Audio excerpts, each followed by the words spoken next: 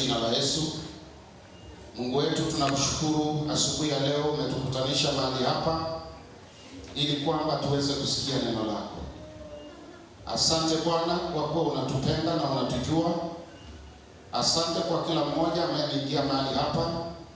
Baba, tunaomba utufunike kwa damu ya Yesu, anga yetu ifunike kwa damu ya Yesu, kwamba neno lako litakapotoka Bwana liwe ni la usaidizi katika maisha yetu, nyumba zetu, kazini mwetu, na hata kutushindalia katika kila jambo, katika jina la Yesu Kristo. Baba, nakushukuru kwa sababu umeendelea kuwa mwema. Nakushukuru kwa neno lako ambalo ni neno linalokata kuwili. Baba, naomba liweze kutupeleka katika level nyingine tunapoenda kuisikiza, katika jina la Yesu tunaomba na kuamini. Amen. Amen. Bwana asifiwe sana. Amen. Nafikiria mara nyingi kwa watu ambao tumekaa katika mambo ya wokovu, tumesikia sana kuhusu jamaa huyu anaitwa Jefta. Bwana asifiwe sana. Amen. Alikuwa ni alikuwa ni warrior. Alikuwa ni mwanajeshi hodari sana katika nchi ya Israeli hizo nyakati hizo. Bwana asifiwe sana. Amen. Na ikakuwa nyakati zile ndugu zake huyu Jefta wakakuwa wameinuka kinyume chake na wakamwambia kwamba wewe Jefta hauna inheritance hapa. Hakuna kitu utapata hapa katika mji wetu hapa. Wewe hapa hauwezi kwa sababu wewe si ndugu yetu. Wewe mama yako ni malaya. Sasa wana wameingia sasa katika ile hali ya ule maisha ya matarasi na sideni. Wakamwambia wewe hapa hata hatukutaki, wewe inuka ama uondoke ama uendelee kukaa hapo tu, lakini wewe ni mtu takataka, wewe tuondokee.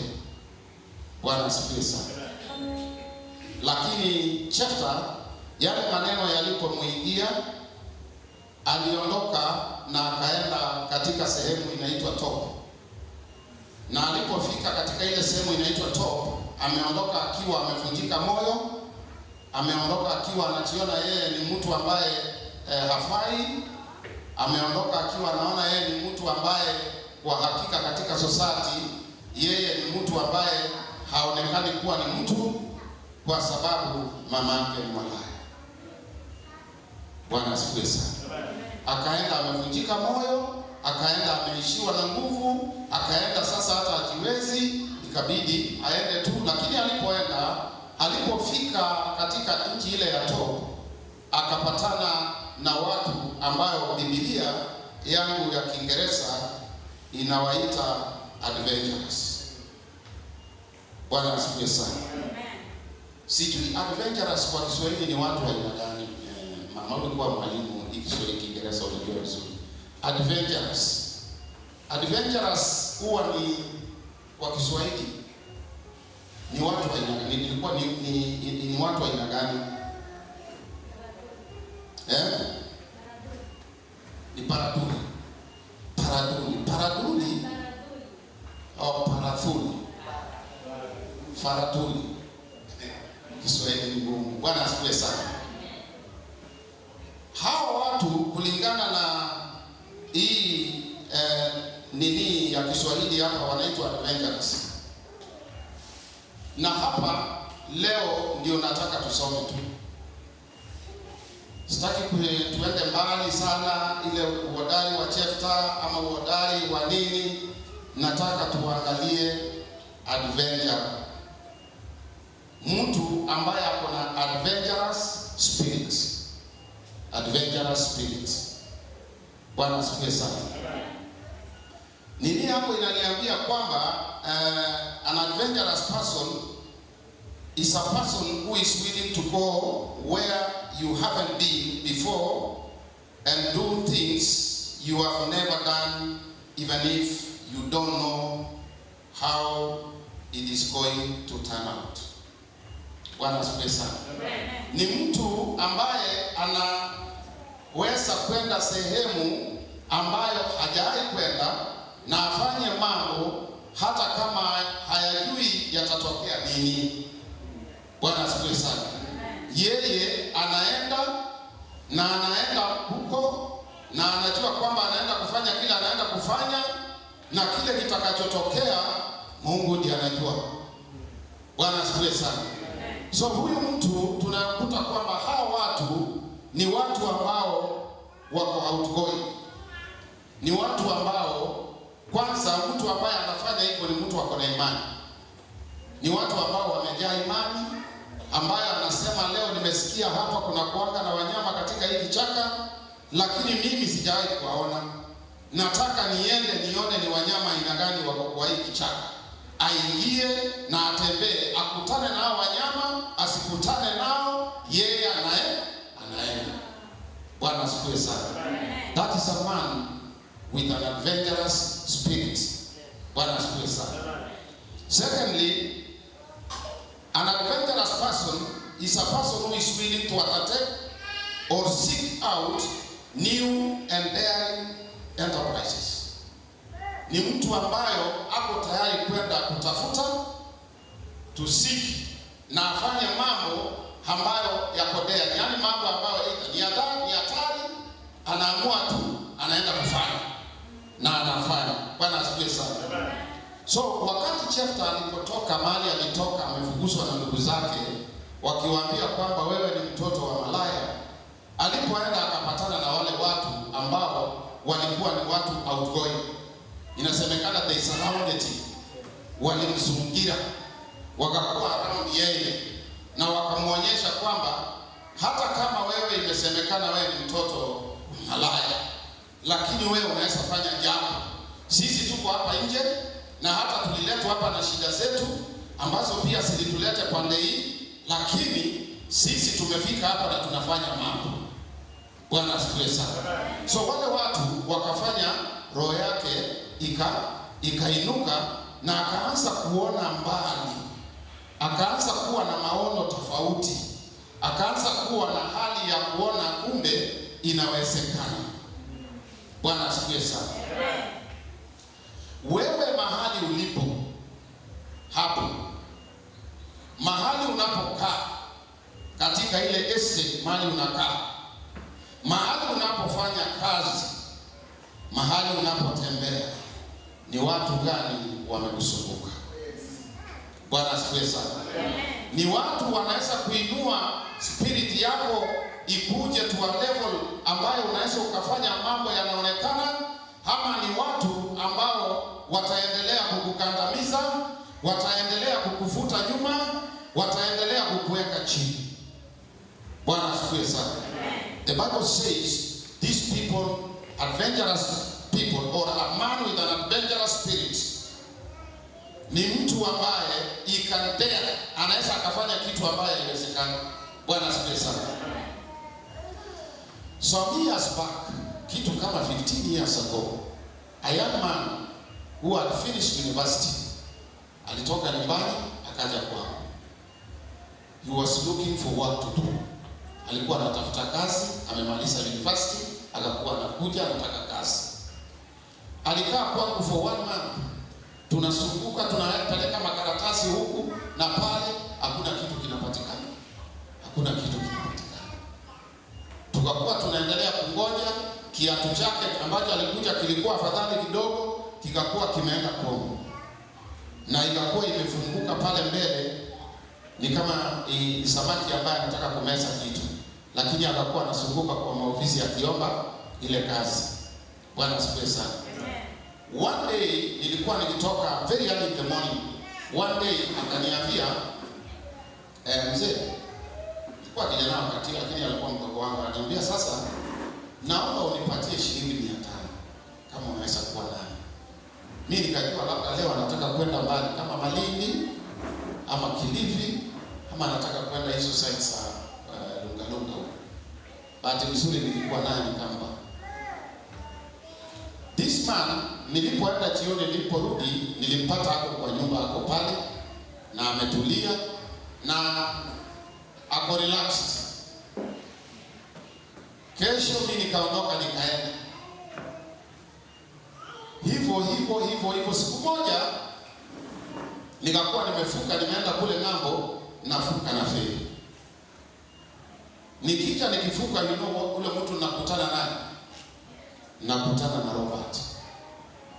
Ako na ndoo na mayai amechemsha, ako na pilipili na nyanya amekatakata, amesimama pale kwa feri. Wakati hiyo anasimama hapo akiuza mayai. Nikaenda nikamuuliza, Robert, nani amekuandika? Akaniambia, hapa niko kazi, wewe nenda tukutane nyumbani.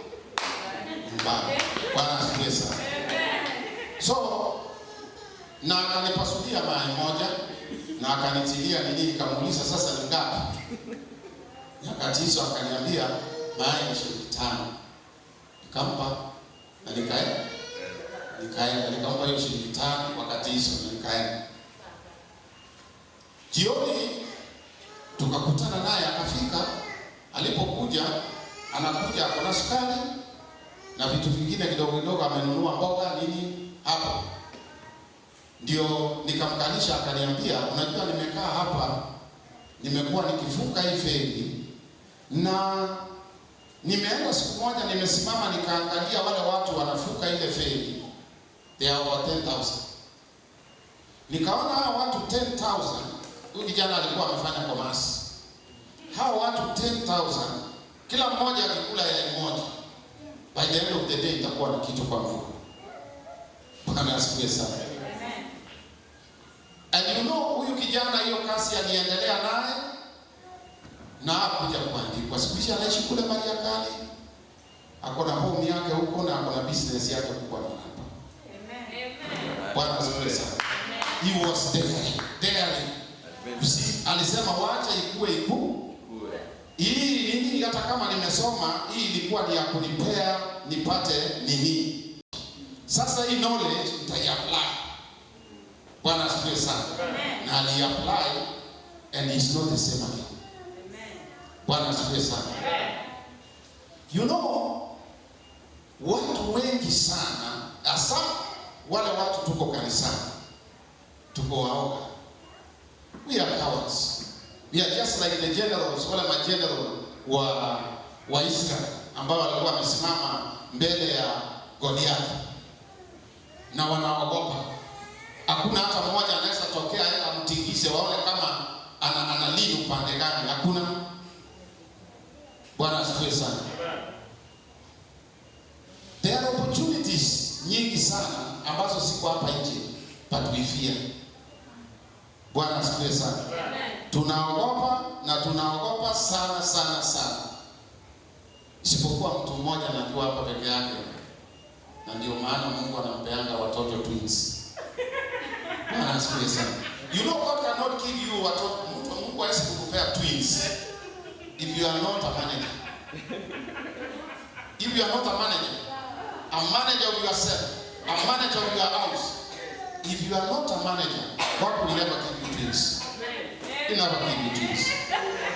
Twins huwa zinataka mtu ambaye ana manage, na mtu ambaye mikono yake iko fast, na mtu ambaye ako daring, na mtu ambaye anaweza akafanya mambo ambayo watu wengine wanafanya.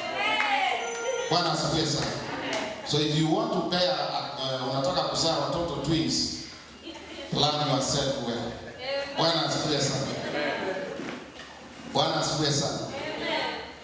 Now, what is an adventurous spirit? Bwana asifiwe sana. What is an adventurous spirit? Nataka mnisikize vizuri sana. Kuna mtu atatoka hapa and the coming year hamtakuwa pamoja naye. Atakuwa amesonga many steps ahead. Amen. Bwana asifiwe sana. What is an adventurous spirit? Inasemekana an adventurous spirit is not confined to the discovery of distant lands. Unajua watu walikuwa adventurous, walikuwa ni watu ambao walikuwa wanaenda kudiscover nchi mbalimbali, japokuwa kulikuwa na watu walikuwa wanaishi huko, lakini hao ndio wanasemekana wamediscover. Bwana asifiwe sana. So it is not confined to that. It is a mindset that can be cultivated in every aspect of life. An adventurous spirit, it is a spirit that can be cultivated by all aspects of life. Bwana asifiwe sana. What do we mean by cultivation? Inaweza ikalimwa, inaweza ikaekelewa. Naomba kila mtu salimie jirani yako, mwambie nampenda.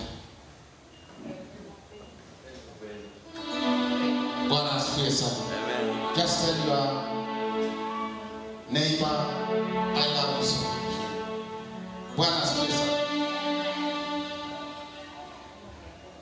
To cultivate a mind, it is a mind ambayo iko fertile to the Holy Spirit.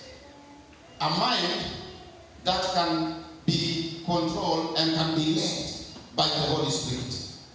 That is a mindset ambayo iko in a place ambayo Mungu anaweza akaitumia kwa vitu ambavyo anataka. Bwana asifiwe sana. Amen. A mindset that can be cultivated in all aspects. Inasemekana in all aspects. Bwana asifiwe sana. Wewe uko mahali pale na Mungu anakaa kukuongelesha kila siku. He's trying to cultivate something into your life. But we don't want to go beyond there. Wewe uko pale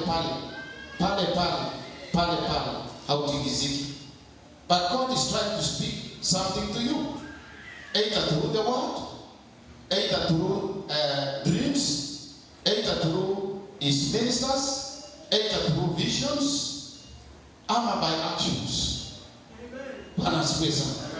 God is trying always, anajaribu kukuongelesha, but wewe uko pale kama vile mama alikuwa anatueleza hapa asubuhi.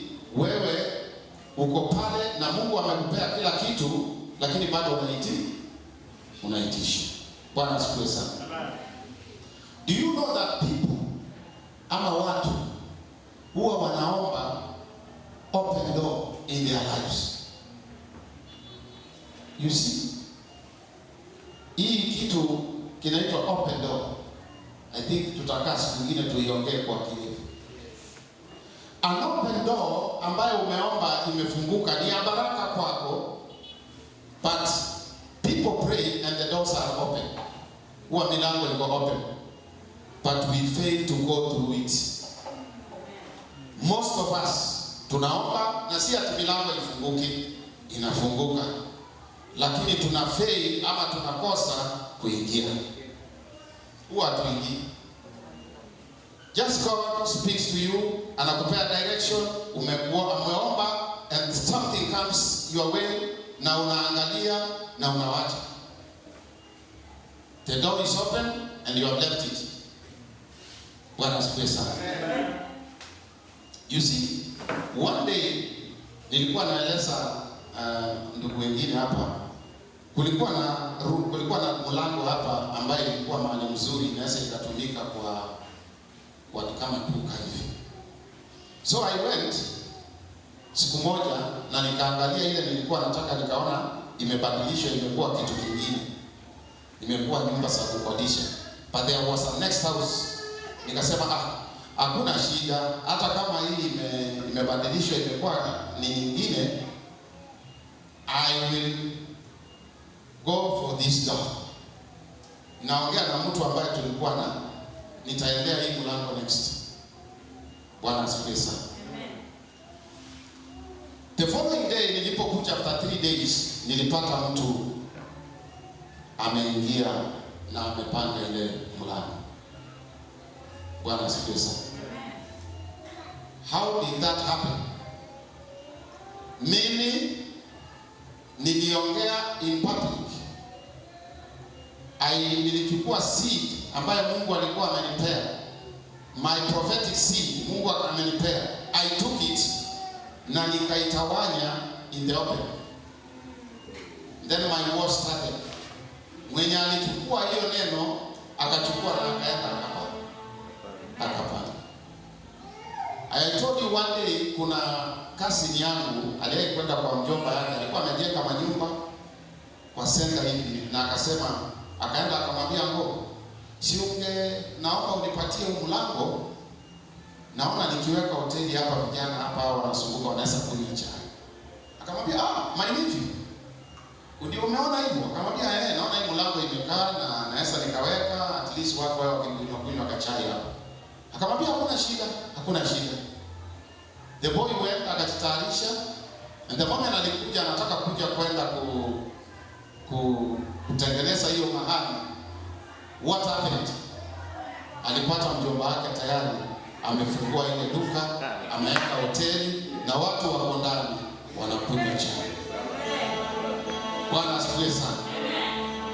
So mambo mengine ambayo Mungu anaweka kwa mind yako, what God has cultivated in your mind, what God has put in your mind as a cultivation, wewe ichunge, tend it, upalilie, ifue. When you are ready, go straight and say, nipatie mlango. Bwana asifiwe sana. The moment ukienda kushika ile cultivation hiyo shamba uanze kuexpose kwa watu wengine, you lose it. Bwana asifiwe sana. The moment you expose it, you lose it. That's why inasemekana he had a mind, an adventurous mind is a mind ambayo inaweza kuwa cultivated in all ways. Bwana asifiwe sana. Unaenda Mungu anakuonyesha you can open nini ya viazi hapa nje. Wewe unachomoka, unaenda unaangalia, it's something God has cultivated in your mind. Unachomoka unaenda, ukifika pale unasema sijui nitapata wapi fundi alijengea kibanda hapa ndio niwe nikichomea viazi hapa, mambo yangu kwa vizuri. Na mahali unaongea mahali kuna watu ama unaongea kwa mkutano yenu ile ya chama, nataka kuweka viazi hapa ile nini hapa. Bwana asifiwe sana. Immediately umetamka, kuna mtu hiyo revelation alikuwa hana, imemkujia, ataenda akope viazi na asubuhi hataweka kibanda, aweke kibanda, atajomoka atakuja na asubuhi ukiamka ameweka chiko hapo anachoma viazi. Bwana asifiwe sana. My sister, my brother, Jephthah went na akakutana nao adventurous people, watu ambao akili zao zilikuwa zinaenda kama pikipiki, zilikuwa zinaenda kama ndege, na wakaenda wakamuinua kutoka mahali alikuwa ameanguka na wakamsimamisha. Bwana asifiwe sana. You see, when Jephthah alipochukuliwa na hao watu na wakampeleka na baadaye akainuka, unaonekana. Bwana asifiwe sana. When you fall, hakuna mtu anakuangalia, but the moment you stand na umekuwa straight, watu watakuona. Bwana asifiwe sana.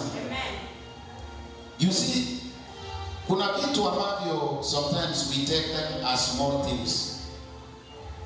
Nilikuwa nikiishi mahali hapa siku nyingine ina nested iko hapa, na kuna vijana walikuja wakanifanyia kazi. So I had 1000 ambaye nilikuwa nataka nivunje ndio niwagawie wale vijana, kwa sababu kila mtu hataki nimpe mmoja aenda akaangalia. Sasa wewe tupatie change, kila mtu ashike yake.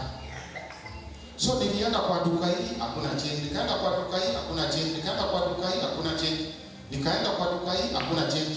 Mama moja alikuwa anachoma viazi hapo kwa barabara, akaniambia bro, leo naona umesumbuka kweli, kuna nini? Nikamwambia mama, nilikuwa natafuta change ya 1000 lakini ni kama imekuwa matatizo. Akaniuliza, na mbona hujaniuliza? Ama ni vile mimi unaona nachomeka na moto hapa, unaona kama sina? Nikamwambia sio hivyo dadangu, labda akili imenitoka tu. Akaniambia umeona wale wamepanga vitu kwa manyumba, wamepanga ndio naona wako nazo. Akaniambia nipe hiyo 1000. Akaniambia unataka shilingi 5, unataka 50, unataka 10, 100 ama 200. Nikamwambia yeye, akaniambia niambie. Nikamwambia nipatie 100 ya 1000, akanipatie 100 1000, na akaniambia next, si wewe ile duka inakuwa pale ndani unaweza uko na access. Nikamwambia yeye, akaniambia huo ukija kunichukua every Monday na Friday, huo ukinichukua nipeleke kufanya change pale ndani. Na ule mama alipofungua ile mkoba wake kikapu, nilibaki nimeshtuka. Alitoa nini zake hivi hapo, akaniambia inakutosha. Nikamwambia uko na hiki? Nikamwambia sina. Bwana asifiwe sana.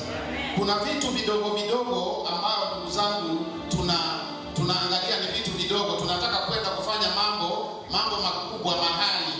Bwana asifiwe sana. We want to start big things. Na ikuangi hivyo. Bwana asifiwe sana.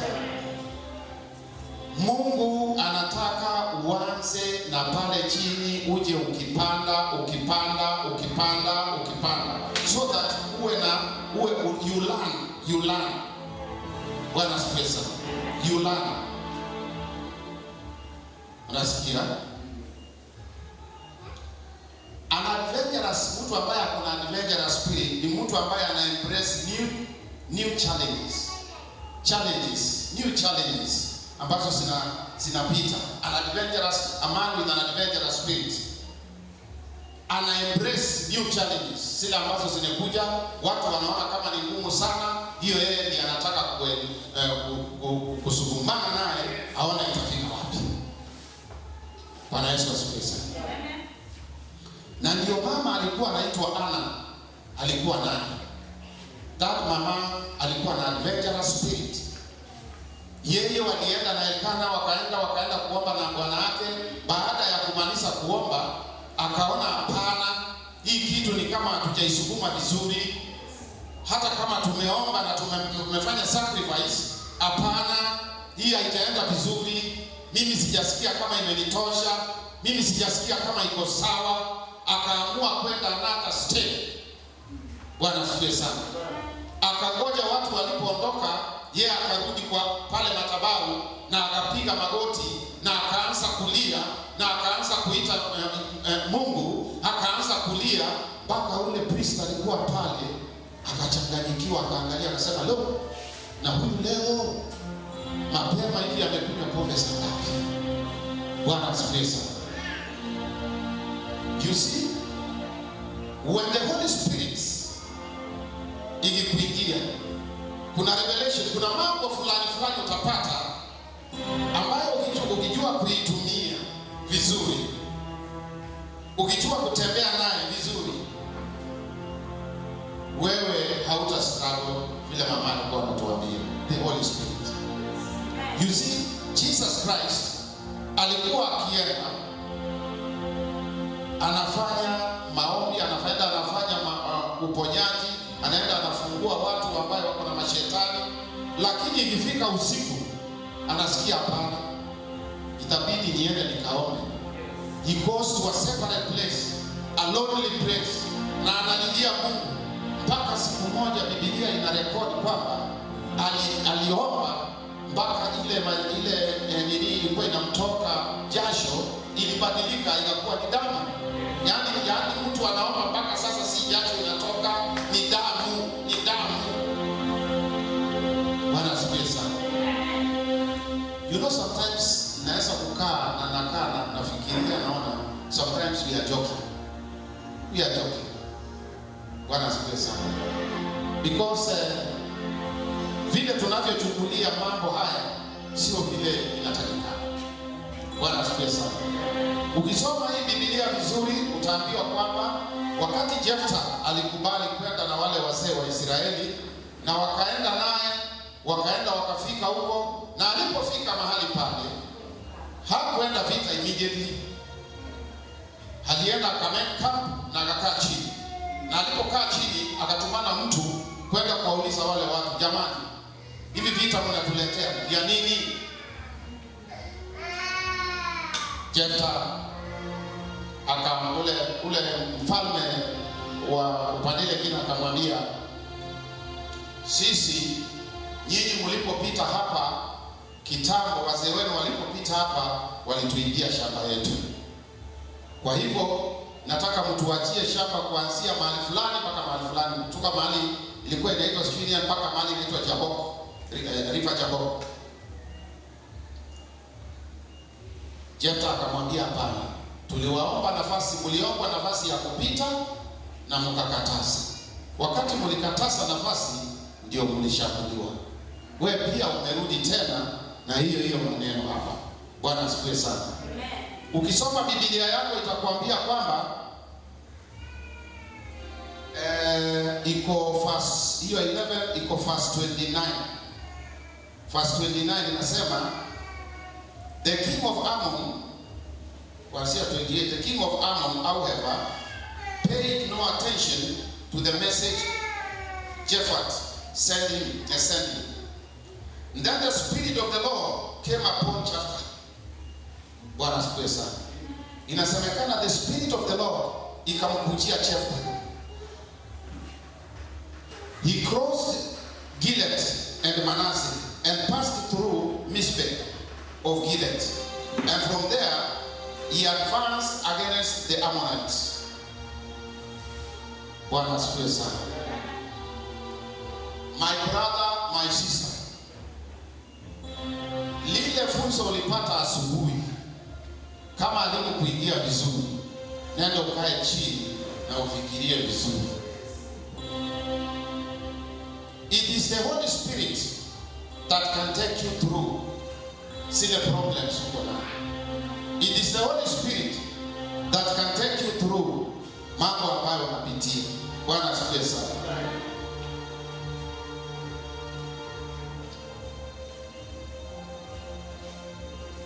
Unajua, ukiangalia mzee alikuwa anaitwa Abraham. Abraham had an adventurous spirit. That's why aliambiwa ondoka, nenda kwa nchi ambayo hajui, watu ambayo hawajui, na yeye akaamua kwenda kwa imani. Bwana asifiwe sana. And he went. Ukiangalia mtu kama Musa, when Moses alikuwa ametoroka ameenda Haran and God appeared to him, yeye alikuwa na very different opinion, but God started cultivating certain things in his mind. Akamwambia, mimi ni Mungu wa baba zako na jina langu ni I am who I am.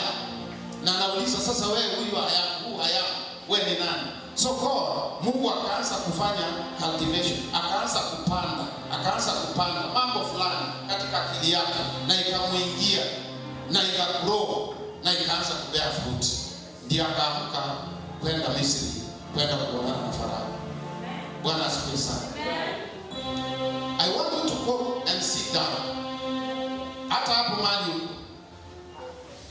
just figure out uko wapi, where are you? Has God been speaking to you and you have not reacted, you have not cultivated, you have not done what God has been speaking to you to do? Bwana asifiwe sana. Do you have an adventurous spirit? A spirit that can tell you to go? Uende ukapande mahindi vile Abraham alienda akapanda mahindi wakati wa kiangazi.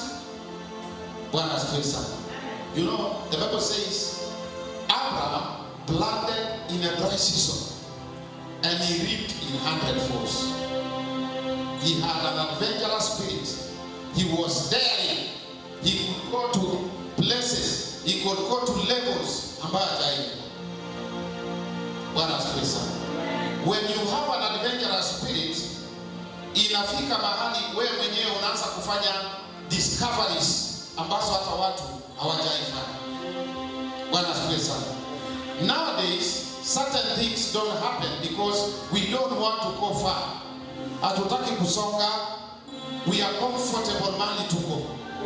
An adventurous person is a person who moves out of the comfort zone mahali unaona uko sawa, you move out of that comfort zone na uende mahali ambapo haujui, uende mahali ambapo haujawahi kuwa, and then you start doing things, and that's the time God will start doing things with you. Bwana asifiwe sana. Lakini kama wewe uko comfortable, you prayed wakati ulikuwa unaomba Mungu akupee Bwana na ulipata Bwana, and because you can eat meat every day, you are comfortable. You don't want to go further than that. Uambie Mungu, ni kazi gani ambayo umeniweka, ni kazi gani ambayo umenipangia, ni kazi gani ambayo unataka niende nikafanye. Bwana asifiwe sana. We need to go before God and humble and ask God to make discoveries in our lives. Bwana asifiwe sana. You know, some of us, we live in places, ama tunaishi katika sehemu ambazo, if God can give you discoveries, if God can uncover ile vitu mahali unakaa, ile vitu mahali unaishi, ile vitu mahali unakaa kwa familia yako, you will be shocked. But hatutaki kusonga, hatutaki kwenda, hatutaki mahali tuko tumetosheka.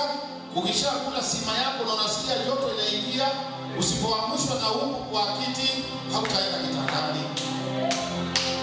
Bwana asifiwe sana. We need to stand. We need to change.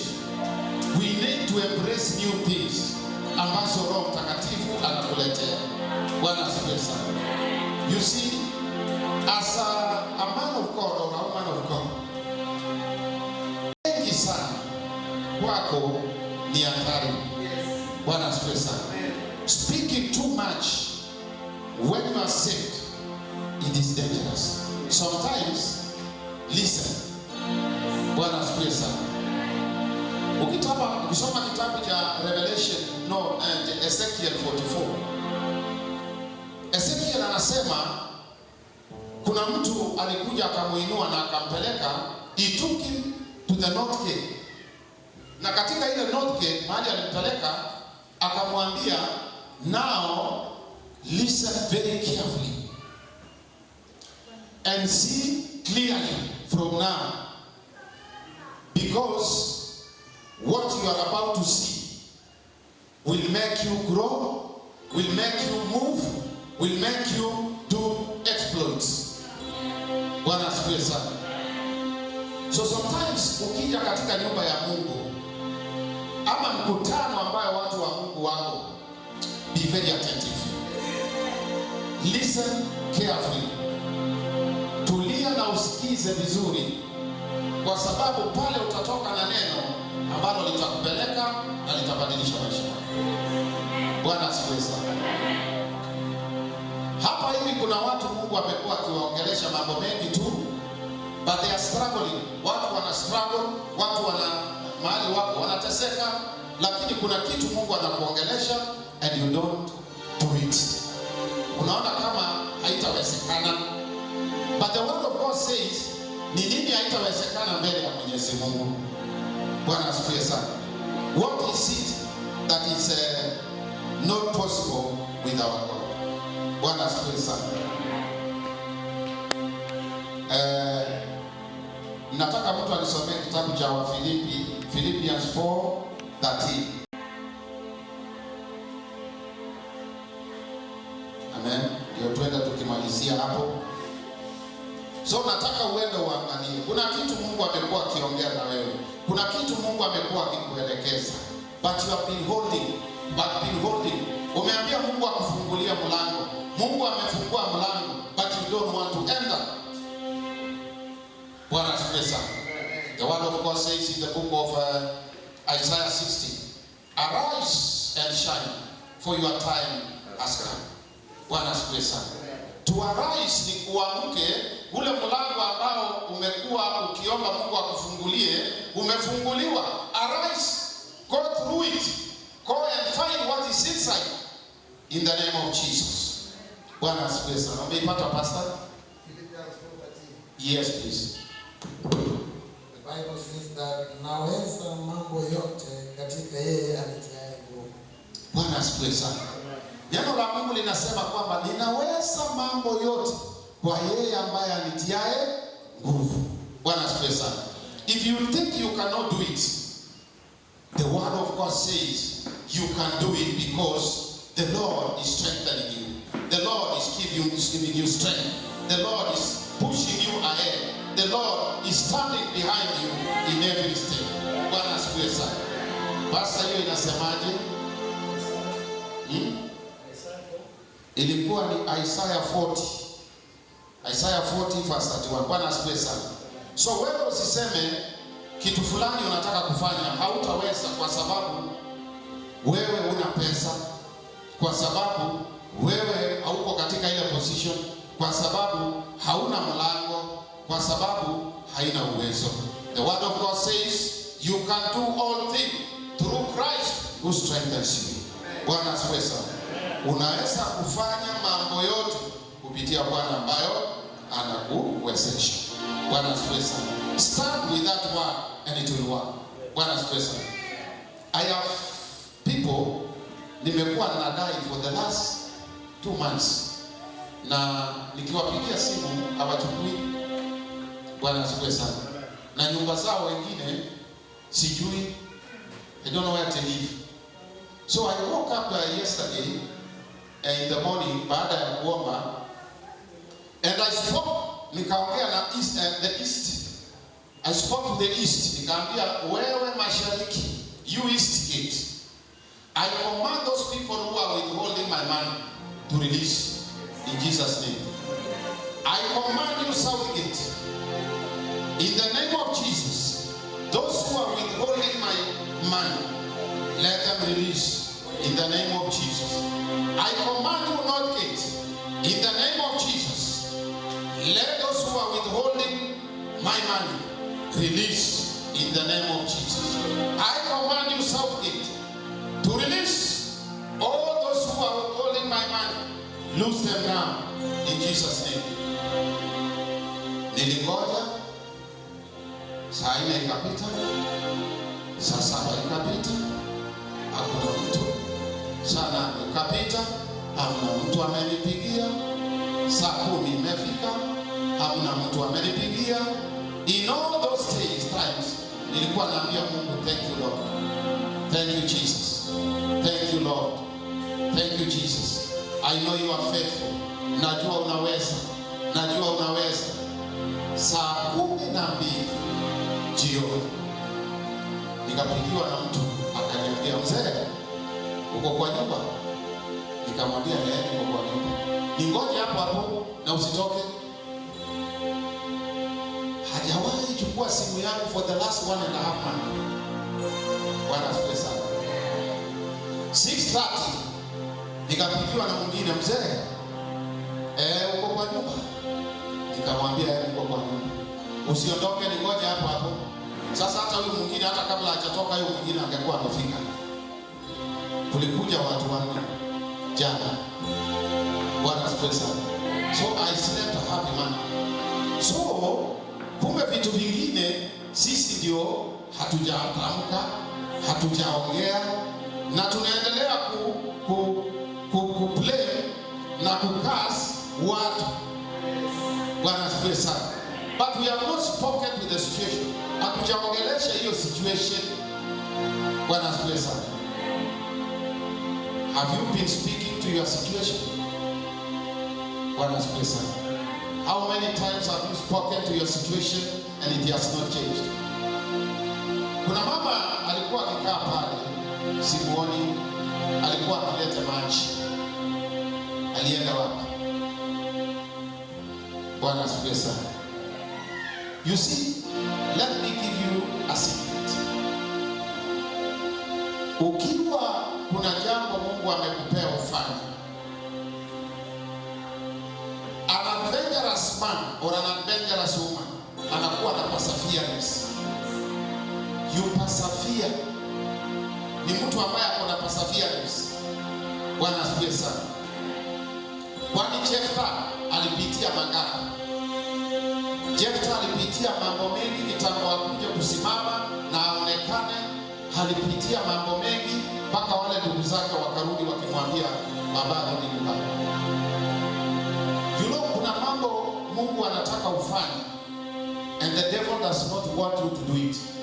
Kwa sababu anajua the moment you finish doing it, kwa sababu in the principles of God kuna kuanga na